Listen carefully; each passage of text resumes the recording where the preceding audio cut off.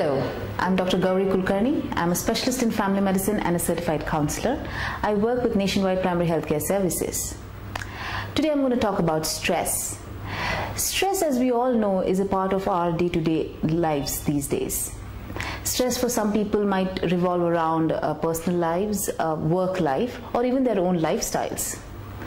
What is stress for someone might actually be a source of energy for another one. Hence, it's very difficult for us to actually pinpoint as to what can be stressors or what can be called as stresses. It is very important for us to actually try and be aware of these stressors that are happening in and around our lives. Moderate amount of stress, actually known as eustress, is essential and vital actually for our living. Eustress can make us sharp and help us to move forward, thereby being more productive. This stress, when becoming out of proportion and going out of our abilities to cope, becomes what is called as distress. Distress can be a source of problem for us.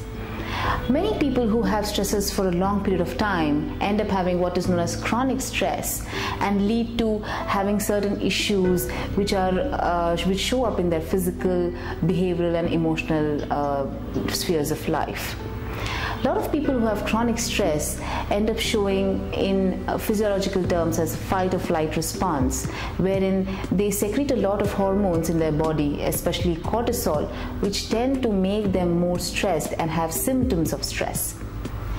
Few symptoms of stress that they might show include physical symptoms like palpitations, headaches, aches and pains, even breathlessness.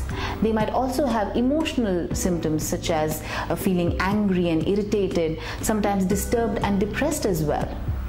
Many people who are stressed out also have behavioral issues, like they might have difficulty in concentration, they might procrastinate, they might lead to increase in use of alcohol and other drugs, and they might also become accident prone. The first step to knowing how to deal with stress is to be aware of our stresses. The moment we are aware of our stresses, it becomes even more easier to work on it.